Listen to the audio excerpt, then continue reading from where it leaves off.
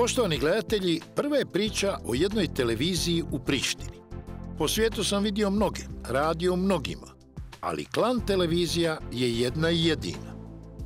Zgrada od 10.000 kvadrata napravljena je za samo milion eura. To je jedva 100 eura po četvornom metru. Ali kako? Od odbačenih željezničkih pragova koji su postali zidovi. Od cigli i zapaljenih kuća u ratu kojima je obložen intervjuer. Svakakih ovdje ima inovacija, ideja, arhitektonskih rješenja, briljantno. Ali ima još jedna stvar. Vlasnik ove televizije, i urednik, i novinar, i sve živo, ima 3 studija za svoje emisije. Ali ovaj jedan je golubarnik na vrh svijeta i gosti se moraju popeti 3,5 metra da bi došli gore u studio. I onda on kaže da su toliko impresionirani da mu govore sve ono što nisu htjeli reći. I onda sada kažete, ipak, ovo je asocijacija na rat, asocijacija na žrtve. A kakav vam je program? Jel u programu kukate žrtve, rat? Ništa nemamo toga. Hoću da zaboravim taj rat. Sve što smo uzeli u skenografijama, to je poreklom Francuska. Ali više je namijenjen jednoj modernoj, mlađoj generaciji nego ovim starima koji ne mogu izaći iz tih povijesnih okvira. Vijesti, to sam u stvari ja. Jer ja protičem od pisanog novinarstva i volim vijesti. Ali ova druga mlada generacija hoće glamur i hoće show.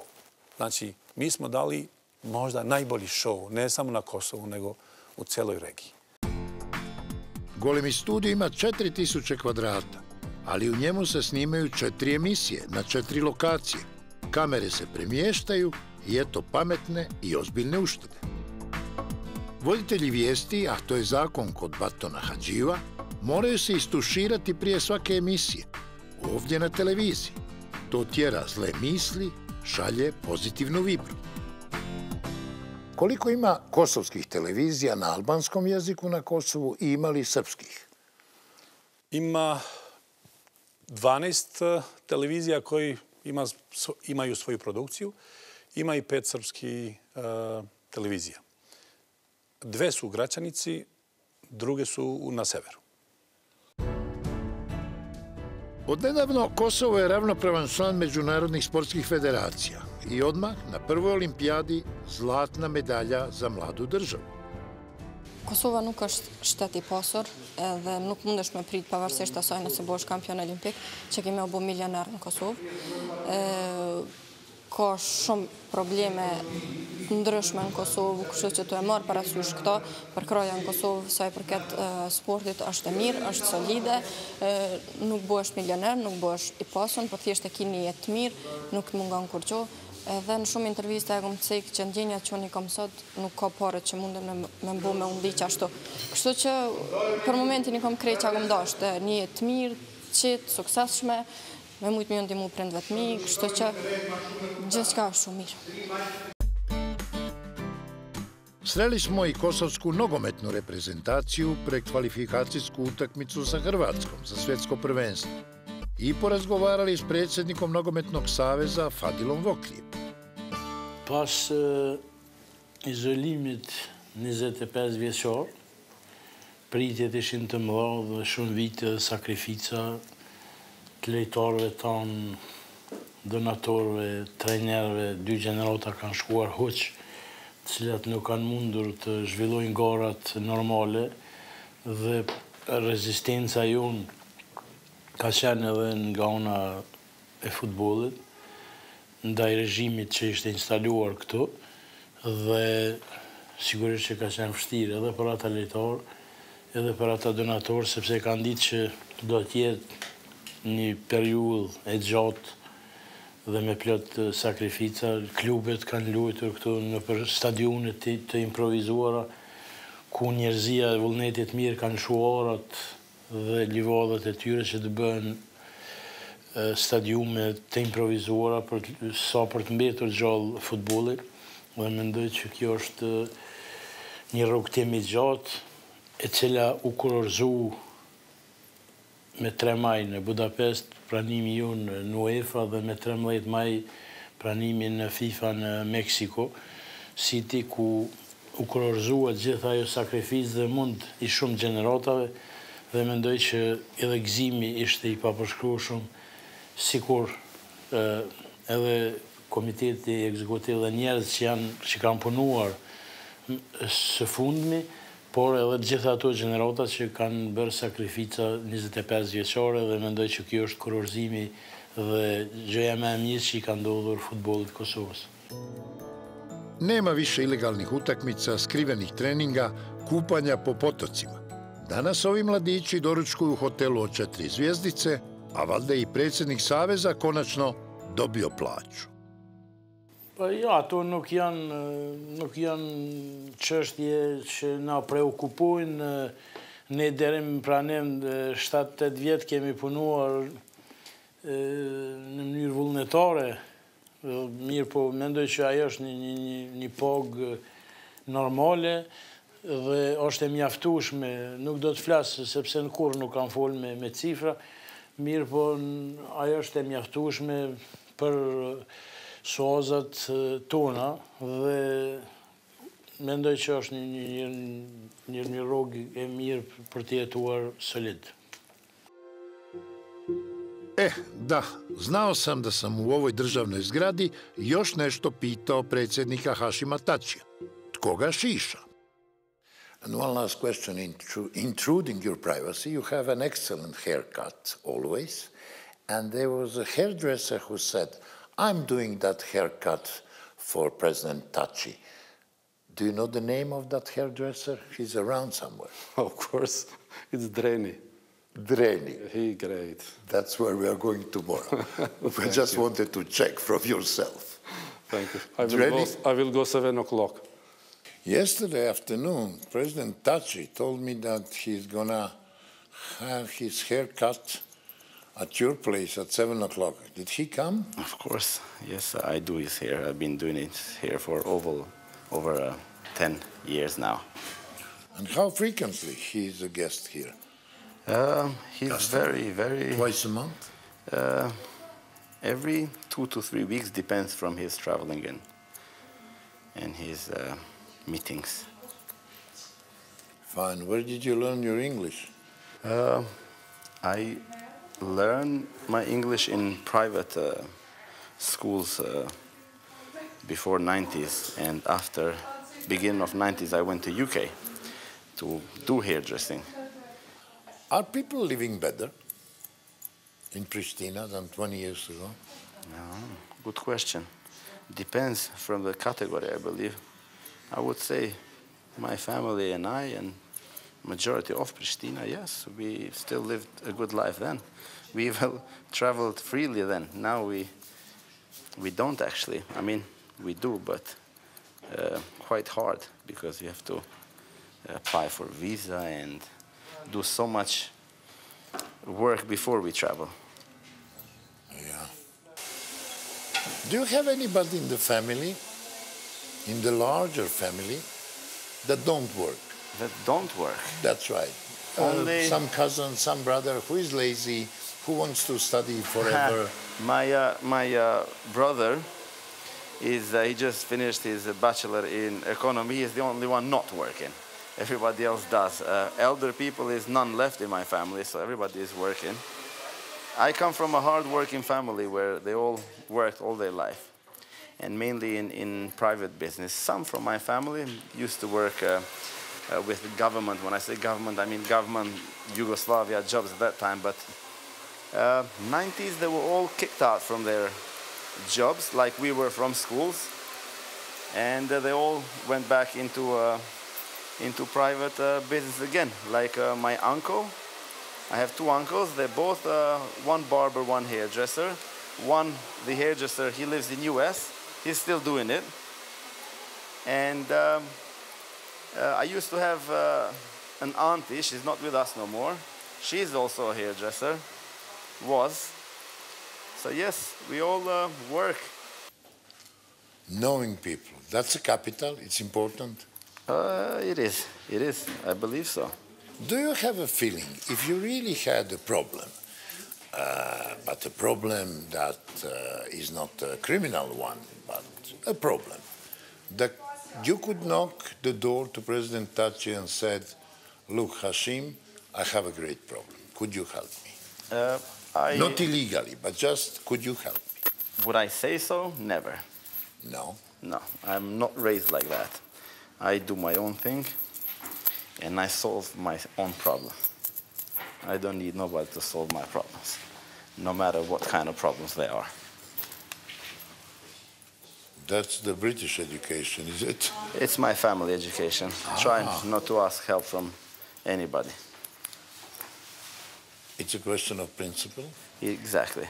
It would be shameful to ask favors from... I don't know, I was raised from my grandfather. He used to say, as kids, when he used to give us money, he would always say, oh, you know, I'm going to give you money, but you have to work for your money. And this is my grandfather, and I always remember this, and I one day told my father, and he says he still remember. He always tried to tell us not to get involved with government and not to deal with government. And there's an old say, they say that the government will catch the rabbit with a car. Oh, what does it mean? Well, it means it doesn't matter how fast and wherever you go and wherever you hide, they will catch you anyway.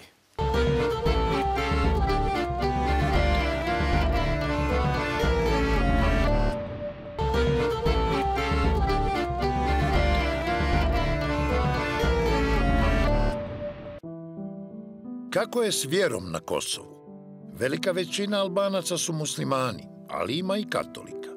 Otud velika katolička crkva u središtu Prištine. Srbi i Crnogorci su pravoslavni. U našoj anketi sa studentima u Prištini 43 je reklo da su vjernici, posvećeni vjeri. 4 više, njih 47, reklo je da su vjernici, ali ne i posve posvećeni pravilima vjere. 7 kaže da su ateisti. Fillimisht, Islami është një, kudo qoftë ai, por Islami lën hapësirë edhe për ndikimin e traditave të njerëzve. Prandaj, duke pas parasysh këtë aspekt, ngjyrimet e etniteteve ndryshme lejnë ngjyrëm të muslimanëve të çdo vendi. Shqiptarët janë një popull i cili preferojnë, do të thotë, në mas të madhe tolerancën, preferojnë bujarin, janë mikpritës, dhe gjitha këto janë ato nuanca që i japin një farlloj ngjyrimi islamit të tyre. Janë me një aspekt mesatar, nuk janë në aspektin fetar në maksimumin e tyre, por nuk janë as në minimumin e tyre. Zakonisht e kanë ndjek një mesatare e cila i ka mbajt edhe si musliman, por u ka mundësu të mbajnë edhe aspektin adetar dhe kombëtar. Kakvo je prisustvo islama u školama? Imate li vjeronauk islamski ovdje u ovom dijelu Mitrovice? Nuk kemi mësim besim si lanë në për shkolla nuk ka, për shkak se ende nuk është aprovu ligji për këtë. Mirë po se për këtë ndjenjes fetare dhe praktikës fetare është mjaft prezente në për shkolla, ku do të thotë fëmijët ose nxënësit, madje dhe studentët falen, agjerojnë, ka edhe femra të mbuluara, do të thotë e praktikojnë fen lirshëm, edhe pse ka ende për të bërë këtë drejtim, janë disa kufizime që shpresoj që do të largohen edhe do të përmirësohet edhe më tepër statusi muslimanëve në për institucione, në škola, apo kudo qoftë tjetër. Na Kosovu nikada nije bilo prohibicije alkohola, premda stariji tradicionalni muslimani Albanci rijetko ili nikada ne piju vino ili rakiju. Ali se toga ovdje dosta proizvede. Mjesto Rahovec poznato je po tome.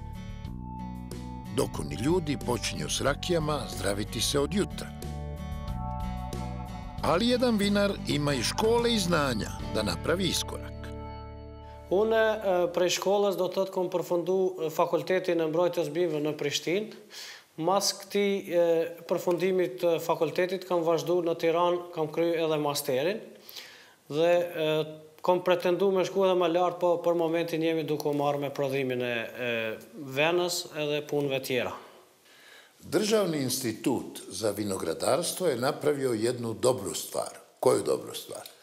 Po, edhe qeveria do më thonë ka ndiku shumë, sepse edhe i subvencionon i fermert, po ashtu edhe venart ka nis ka pak me i ndihmu, Po Instituti i Verave, do më thënë edhe i vreshtarisë, është t'ju bo një punë të mire, sepse gjdo hardhi, gjdo metër katror që mjellet rrush, e ka në evidencën e tyre, edhe po që se kemi nevoj na me ditë se ku është vneshti jonë, shkojmë në institut, i kërkojmë vneshtin e labit, labinotit, edhe ata me njëherë na japin kartelin ati vreshti, sa hardhi janë, sa ka vjetë a i vnesht edhe kështu me radhë. Gjitha shënimet janë atje dhe është një punë shumë e mirë për ne si venarë. Ovo je tipičan tranzicijski gradić. Prodaje sve i svašta. Bidoni za rakiju, razne stvari za kuću i vrt, sve uvozi iz Turske ili dalje iz Azije. Valjda su paprike domaće, ako su. Zabavljali smo se u Rahovcu gledajući vozni park. Nimalo nalik raskošnom prištinskom.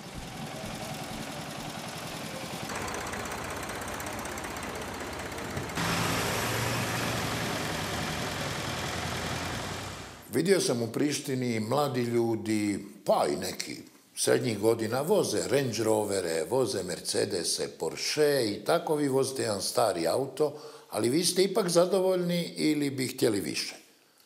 Na jemi të knaqër me këta, sepse këtë punë e bojmë për shkak të traditës, për shkak të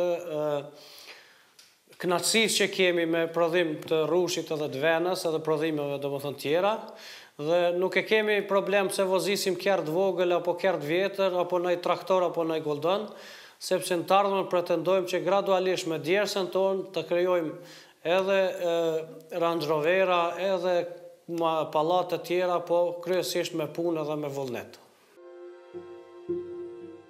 I još o poduzetnim umovima. Nakratko smo vam prikazali Kiku Rugovu, koja je uz 2 posla završila vrhunske škole za modni dizajn u Americi, ali danas radi u Prištini s tradicionalnim materijalima od prije 1 stoljeća. You decide to go back to Prištinu. And you buy the space, and you make models. Could you call one of your models? Yes, to show what you're Erza. doing? Elsa. Erza. Erza is a young girl from Pristina, and Do you speak also English? Yeah. And you were never in England or in United States? No, I was actually once in England. Yeah, but you learn English in I learned Pristina? it here, yeah. Like anybody from your generation? Yeah. Okay. So could you explain a bit? so Erza is wearing just one of the outfits from my last collection, which is made all out of hand-woven textile. So it's made on the loom. I was pretty tired of and finding difficulties in getting fabric without knowing what they're made out of here in Pristina, because we don't have our own textile. So I found this woman who makes the fabric on the loom, on her mother's loom, which is 80 years old. And so applying very old techniques, making textile for me, for these modern-looking wearable pieces. So it's made on a machine that it's 80 years old? Yes. Because a luxury, a special textile doesn't exist in Kosovo. You have to import it. Yes. So you revive the old way of doing textile? We should consider this a luxury, because it is a luxury. It takes many, it's very difficult to put the thread on the machine itself first, and it's all done manually by this woman, and then she starts looming it. Usually these textiles come in white only because it's made for traditional wear. So then when I asked her to make it for me with either in black or with stripes or many other requests that I had, she was just too ecstatic to make it for me, and we were doing research on it. She was researching what she would do for me, and I was researching, and I came with a whole collection and tons of meters of this 35-centimeter width textile. Thank you. You can change to another model, please. While I have to ask you, you bought this place. First, they said you have to pay 68 square meters, 1,000 euros rent a month. Well, yes, the rent, when I came from New York, they just were going crazy with rents. And for 3 years in order for me to open my shop. So this was 14 years ago, yes. And I had to find a space to show my collection and my ideas, and it was the first boutique under a designer's name. And actually it was very funny because I put my initials in front of the store, which were KR, and usually KR always standed for Kosovo Republika, and only the elderly were catching it, and they really liked the idea, and they came inside and they said, oh, this is incredible. It was a very new idea of opening a boutique with just coming and grabbing something off the rack. So I got the place, and I paid really a lot of rent for it, and then in the meantime I found this location, and instead of paying rent I got a humongous loan And the price of the square meter was more than 1,000 euros. It was... It comes up, yeah, around like that. How much did you pay for 68 square meters? 72,000 euros. Euros, all in loan. And the price today... I'll tell you another detail of the whole loan. The loans were not, back then, when I got the loan, were not like today for 15 years, 20 years. It was for 3 years. So I don't know what I was thinking. I just didn't want to pay rent anymore. Na Kosovu jedno ime je sinonim za bogatstvo i uspjeh. Devoli. Postoji Devoli grupa koja pravi pečko pivo, Peja pivo, pravi Vita mlijeko, sokove Dolce Vita i vlasnici su Telekoma, Z Mobile. Postoji Devoli korporacija koja peče kavu, koja pravi madrace, komoditi, pa onda ima najveći mlin na Balkanu u Orahovcu, pa ima i carinske terminale, ali to na Kosovu vrlo jednostavno. Devoli grupa i Devoli korporacija zapravo su vlasništvo dva brata. Jedan ima grupu, drugi ima korporaciju. And you are a manager of another brand of Devoli Corporation, which is? I'm the manager of Prince Coffee Houses of the chain. Something like Starbucks? Something like Starbucks. We hope to be one day, except that we have better coffee than Starbucks. Everybody thinks so. Well, we see this coffee shop is full. You aimed right, because everybody drinks coffee here. Everybody drinks coffee. We have 11 stores across the Kosovo, and then we just opened our first store outside of Kosovo, which is in New York. In New York? Yes, that is this year, so the store has been open for 4 months now. And you've chosen this part of New York where Albanians mainly live, so that they recognize the brand, but then you will make another one? We will, yes. We started... In the heart of Manhattan? Definitely, yes. We are just working on that, and we started the venture, if I may say, in the part where all the Albanians live, because everybody knows our brand there, so for us as a startup in that competitive market was easier to break through. I see here in the coffee shop students, business people, well, people that don't seem to have a lot of money. The Kosovo society is divided. Some part are very rich, others have 250, 300 euro a month. How can they afford to have a coffee? And everybody is in a coffee. Everybody can afford to have a coffee. People, I don't know how people do that, how people can afford that, but I think that the beginning of all this coffee culture was in the 90s, where, if I may say, our institutional life was sanctioned, and then people were forced to visit cafeterias, to have meetings, to use them as galleries. So basically that culture continued from that time. As far as I remember, Kosovo, before the 90s, in the 70s, 80s, when I was visiting, you don't have that coffee culture. You don't have a beautiful cafe. You don't have people sitting for hours outside. They were drinking tea and doing business over tea, but not coffee. So you took something good from Serbs. The coffee culture, yeah, was shaped from a very unfortunate events for our people. So, yes. How did you learn your English? How did I learn? In school, through film. There was a lot. a big international community in Kosovo, which they all spoke English, so interactions mainly. Do you know anybody from your generation that don't speak English? Definitely not. Everybody from my generation speaks English. And your education was in Kosovo? Yes. So what did you graduate, if you graduated? Academy of Arts. Could you describe how mentally Kosovo and economically has changed in the last 10 years? In the last 10 years, it's a big change that we live here every day, so it's very hard for us to see that change happening. But when you think of it, now we have our own products. We have an industrial Kosovo that has developed quite a lot and is competitive with all these international brands. We have our own products.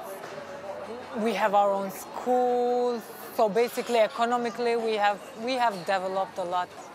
A normal Kosovo citizen, before he goes to the municipality for some document, for some paper, does he phone and say, do you know someone in the municipality? Do you know someone?